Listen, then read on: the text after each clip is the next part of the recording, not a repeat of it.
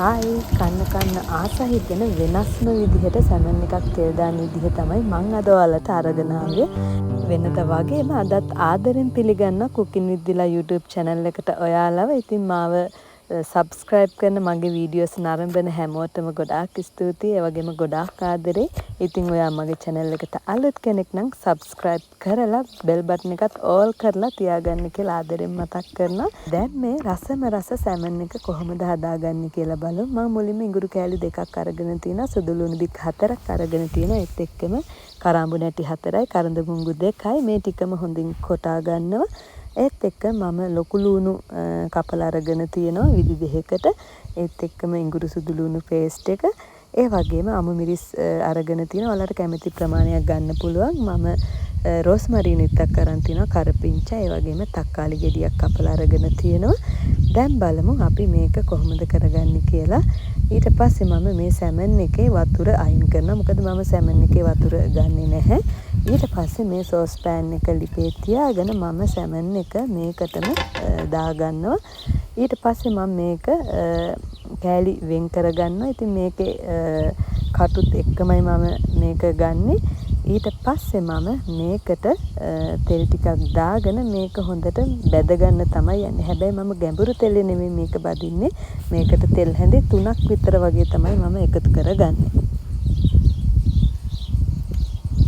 ඒ වගේම ඔයාලා මේක බැදගද්දි ගින්දර අඩුත් නැතුව වැඩිත් නැතුව මධ්‍යම ප්‍රමාණය තියාගන්න ඕන. ඒත් එක්කම මේක ඇඟට විසිවෙන්න බලනවා. ටිකක් වහලා මේක බැදගන්න. ඒ වගේම එක පැත්තක් බැදුනන් පස්සේ අනිත් පැත්ත හරව ගන්න.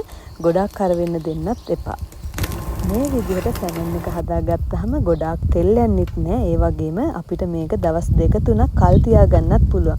ඒ වගේම ඔයා ඔෆිස් යන කෙනෙක් නම් වැඩට ගෙනියන්න ඔයාට මේක බත් මුලට බෙද ගන්නත් පුළුවන්. මොකද සවුත් වෙන්නෙත් නැති නිසා.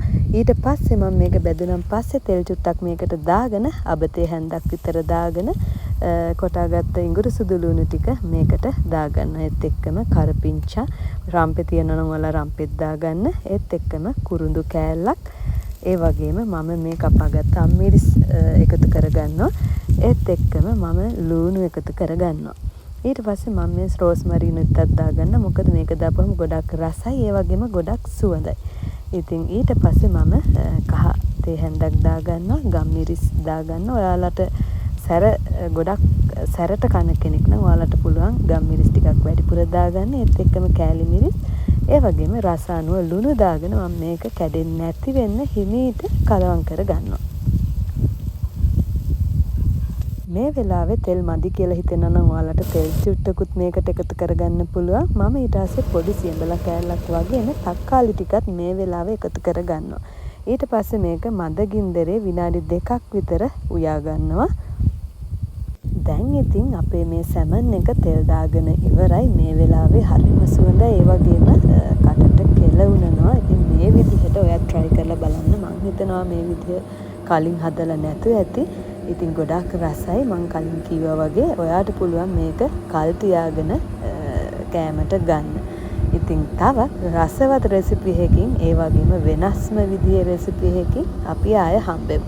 ගිහිල්ලා එන්න. bye.